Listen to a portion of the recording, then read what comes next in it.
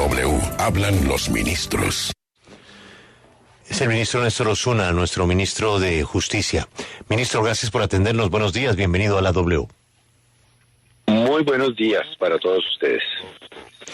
Señor ministro, hablábamos muy temprano y obviamente es posible que usted me diga que es una información reservada.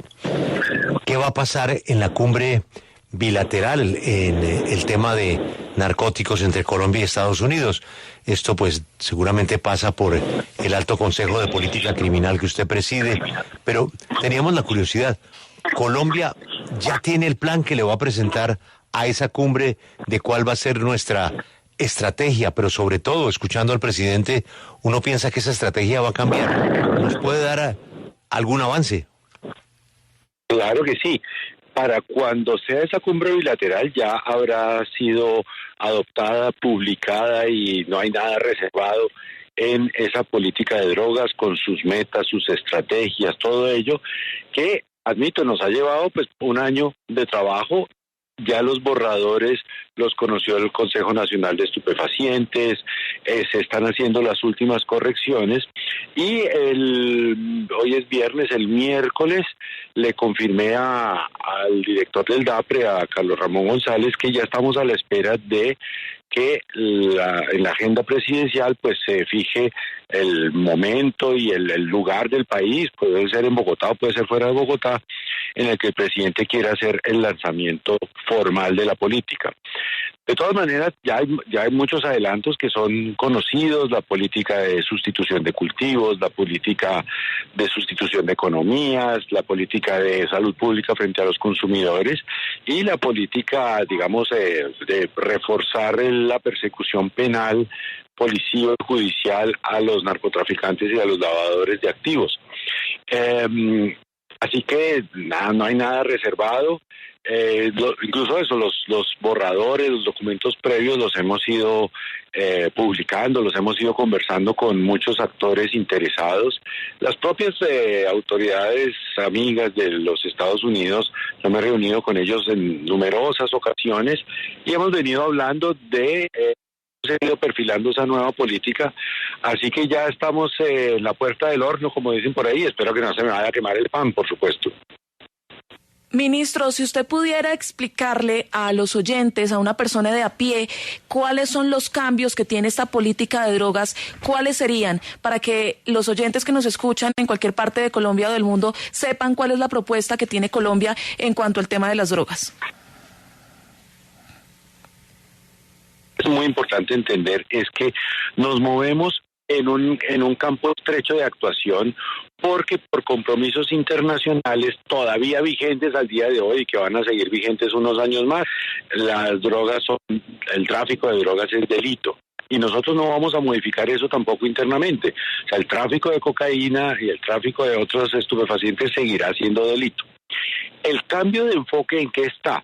En que para hacer efectiva esa persecución al narcotráfico, consideramos que no vale la pena, como se ha hecho tradicionalmente, concentrar todo ese esfuerzo policivo, todo ese esfuerzo militar, judicial, en perseguir a los cultivadores, habida cuenta de que la mayor parte de los cultivadores son campesinos pobres que tienen 1 hectárea, hectárea y media de tierra cultivada con coca y que no han tenido ninguna otra oportunidad económica de sobrevivir en la vida, sino que el esfuerzo penal se debe concentrar en las mafias de narcotráfico, en las estructuras criminales de alto impacto, y a estos campesinos que yo sé que ya se les han ofrecido sustitución de cultivos por dinero y otras cosas, ofrecerles en conjugación con la reforma agraria, con la reforma educativa, un tránsito a la legalidad, de tal forma que ellos mismos puedan sustituir, ya no los cultivos, sino sustituir sus economías.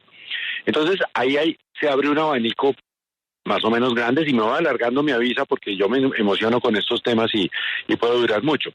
Pero ahí se abre un abanico de posibilidades.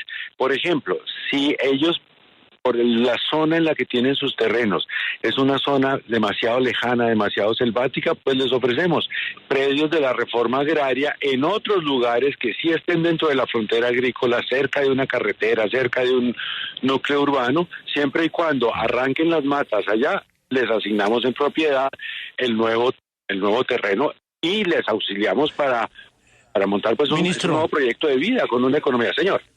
Discúlpeme, porque usted está contestando. Sí hay plan. Sí, está listo. Plan. Sí, lo tiene cocinadísimo. Frente a su respuesta de que no se va a perseguir al cultivador, quiere decir, con un argumento que me parece pues respetable el que usted señala, que no va a decrecer la producción, que vamos a seguir súper producidos. No. Pues, mire, los cálculos que hemos hecho fruto de todo este año de estudios es que si nos va bien, o como dirían en la ranchera, si nos dejan, podemos dejar el país en el año 26 con la mitad de hectáreas cultivadas con hoja de coca comparado con aquello como lo recibimos el año pasado. Recibimos 204, 205,000 y podríamos dejarlo en unas 110,000 hectáreas de hoja de coca. Eso sería histórico, porque nunca el número de hectáreas de hoja de coca ha disminuido en los últimos años. Es cierto que se ha erradicado muchísimo, pero los índices de resiembra siempre van haciendo que el número final aumente, a pesar de que se han erradicado como 1,000,000 de hectáreas, el número sigue subiendo porque se cultiva y se erradica, se cultiva, se erradica, se cultiva. Eso se ha vuelto un círculo vicioso. ¿Cómo pensamos que se rompe ese círculo? Por un dato que la evidencia nos mostró.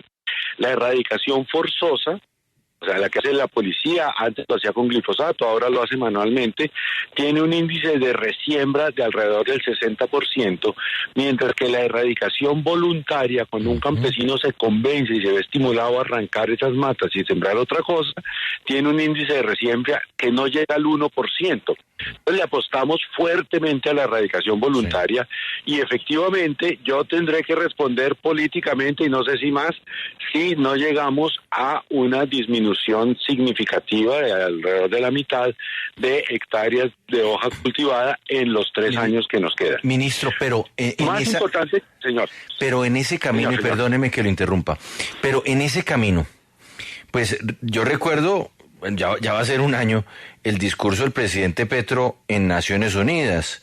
Y recuerdo también esa gran apuesta que quería hacer Colombia y convertirse casi que en el abanderado, el país abanderado, no solo del cambio de enfoque, sino en realidad de empezar ya a hablar de una descriminalización de todo este proceso de la cocaína, digámoslo así. ¿Eso se seguirá abanderando por parte de Colombia? ¿Sí vamos a llevar esto, por ejemplo, a Viena en Naciones Unidas? ¿O se le va a reducir la intensidad a ese que sin duda era una de las banderas del presidente Petro al arrancar el gobierno? No, es que yo creo que ahí tenemos que ir a varias velocidades. La narrativa internacional, el discurso de Colombia en los escenarios internacionales tiene que persistir. Colombia tiene suficiente autoridad moral, pero también suficiente experiencia como para poder decirle al mundo que la estrategia actual no ha funcionado. No disminuyó el índice de consumo en el mundo, no disminuyó los consumidores, no disminuyó las muertes de consumidores. Creó unas grandes mafias cuyos principales víctimas hemos sido los colombianos, así que ese discurso seguirá. Una de las críticas que hemos recibido el equipo de trabajo que hemos hecho esto es que esta política parece muy tímida respecto a aquel discurso, pero eso se debe precisamente a que nos movemos en ese campo estrecho. Algún día seguramente, y ojalá con el protagonismo de Colombia, cuando ya nosotros seamos del cargo que actualmente ocupamos, seguramente vivamos en un mundo mucho más sensato con los estupefacientes regulados de modo responsable, algo así como ocurre con la regulación del alcohol, del tabaco, de muchas otras sustancias que efectivamente pueden producir daño a la salud. Pero mientras eso llega, Colombia no puede dar un paso unilateral más allá de esto que estamos haciendo, porque probablemente tengamos consecuencias también de comercio internacional que nos traiga perjuicios y también de incomprensión que pueda hacer que la política quede bloqueada. En últimas, hacer una política pública a contravía de todos, de pronto pues es una buena fórmula para fracasar. Entonces, por eso esto es como con el discurso señalando realmente lo hacia dónde debería ir ya no solo Colombia, sino la humanidad, y la política es ciertamente un primer pasito en ese sentido, pero sin atacar lo que yo sé, y usted bien lo entiende, que es la nuez del problema, que es ese prohibicionismo en el que nos metimos hace 50 años. Ministro, quiero preguntarle acerca de las críticas que ha hecho el fiscal general Francisco Barbosa, porque él dice precisamente que la política de drogas de Colombia es un poco tímida y que no enfrenta directamente al narcotráfico ni a las organizaciones que están produciéndolo y pues obviamente traficándolo. ¿Qué decir ante esto? Mire, pasa lo siguiente, él es una de las personas que conoce esos borradores, esos textos previos, y ciertamente en esos borradores está mucho más detallada esta política de sustitución de economías, de reforma agraria y la parte de los consumidores, del enfoque de salud pública. Y respecto del combate al narcotráfico, el documento realmente dice, mire, esto se remite a la estrategia de seguridad y defensa del Estado que proviene del Ministerio de Defensa. Es decir, no viene detallado. Y, claro, podemos detallarla más, pero admito una cosa, en eso nuestra política intenta ser más efectiva de lo que ha sido tradicionalmente la lucha contra el narcotráfico, pero no es especialmente novedosa, no es especialmente creativa, es decir, perseguir narcotraficantes, desarticular bandas criminales, perseguir el lavado de activos, recuperar activos, eso ya existe, ya tenemos las herramientas jurídicas, tenemos la policía, tenemos los jueces, tenemos las cooperaciones internacionales, y en eso, digamos, no estamos proponiendo un cambio sustancial, sino simplemente concentrar mucho esfuerzo que antes se ha dispersado en esto, más en la lucha contra los cultivadores y en alguna época también la lucha criminal contra los consumidores, concentrarlo todo en eso, pero con la misma estrategia de siempre. Entonces, sí, yo tiendo a admitir que en eso no somos especialmente creativos, pero podemos ser más eficaces con esas herramientas tradicionales si las usamos más estratégicamente. Sí. Señor ministro, le cambio de tema porque pues ya empezó a hablar uno de los exjefes paramilitares más importantes, le hablo de alias Macaco, y empezó a disparar contra varios importantes dirigentes políticos, el exfiscal Néstor Humberto Martínez, y pues él ya tendrá que mostrar las pruebas en la Jurisdicción Especial de Paz, pero el gobierno ha considerado la posibilidad de nombrar o de designar a Macaco como gestor de paz. Yo no tengo ninguna información, ninguna solicitud, ningún comentario a ese respecto. De lo que estoy convencido es que definitivamente el país necesita toda la verdad. Yo escuché ayer esos escalofriantes anuncios que hizo este señor ahí en el Centro de Memoria Histórica, y espero, por supuesto, que lo corrobore con pruebas ante la JEP, si la JEP pues, decide citarlo. Hasta ahí llega mi información. No tengo ninguna iniciativa, ni el alto comisionado, ni el presidente me han comentado absolutamente nada sobre la posibilidad de nombrarlo gestor de paz. No sé si en el futuro eso ocurra, pero la información cierta es, hasta este momento no hay ningún movimiento en ese sentido. Ministro, yo tengo una última curiosidad sobre ese tema de las relaciones con los Estados Unidos y esa cumbre bilateral que yo creí que tenía fecha 23 de septiembre. Usted dice que está por confirmarse la fecha. ¿Y a dónde llegará esa propuesta? No, Julio. O sea, la cumbre con las autoridades de Estados Unidos es el 23 de septiembre. Hay otra cumbre con el presidente de México, López Obrador, el 7 y 8, u 8 y 9, no me acuerdo ahora de memoria, de septiembre, y la política nuestra de drogas deberá estar hecha ya formalizada, pública, todo eso, antes de las dos cumbres. Pues ese es mi horario, digamos. Sí, y lo conocemos a usted, que es muy serio. Sí. Además tiene usted un viceministro, un señor doctor en materia de criminalidad del más alto nivel, así es de que confiamos en la propuesta que aterrice Colombia en esa cumbre. A propósito de cumbres, yo siempre quedé con una duda de una reunión, yo no sé si usted asistió a esa reunión con autoridades norteamericanas, o si el que estaba era su viceministro, y en un momento un alto funcionario de la lucha contra el crimen en Estados Unidos se paró y dijo, ya no más Santrich. Yo quería preguntarle si usted estuvo en esa reunión en donde se volvió a plantear el tema del entrampamiento, no sé si usted sabe a qué me refiero, y ese alto funcionario dijo, óigame, ya no más Santrich. ¿Eso es leyenda o eso es cierto? Mire, yo estuve en una reunión con esos altísimos funcionarios norteamericanos, pero en el que sí se trató ese tema, pero nunca hubo una expresión de eso. Si la hubo, debió ser en otra reunión.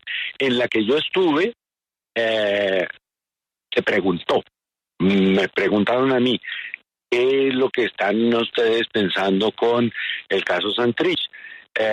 Y pues yo les conté lo mismo que se sabe en la opinión pública y tomaron nota y ya cambiamos de tema, pero una expresión de esas no la hubo, por lo menos en la reunión en la que yo estuve. En esa reunión estaba un hombre de altísimo nivel del FBI. Uy, ahí no estoy seguro porque había unas 10 personas y no podría, era en el Departamento de Justicia, pero ahí sí me raja. Recuerdo que había alguien de la DEA, probablemente hubiera alguien del FBI, no estoy seguro. Pero sobre todo había funcionarios del Departamento de Justicia. Señor ministro, gracias por atendernos. Y por contestar todo. Y contestar todo lo que creíamos que no iba a poder contestar. ¿Ha sido usted? No, y eso, me cortaron a la mitad, me hubiera podido quedar hablando hasta mediodía, pero ya el viernes nos merecemos otros temas más amables. Pues no, si quiere le hago otra pregunta que me hace nuestro corresponsal de Washington, que está en este momento. Ay, no he debido exponerme, ¿para qué? Bueno. Ahí está. Juan Esteban, última pregunta para el ministro. No, ministro, quería preguntarle por unas declaraciones del subsecretario de la Oficina de Narcóticos, la lucha antinarcóticos aquí en Estados Unidos, Todd Robinson. Él expresó pues respaldo a Colombia reciente en materia de la lucha antidrogas. ¿Qué piensa usted de eso?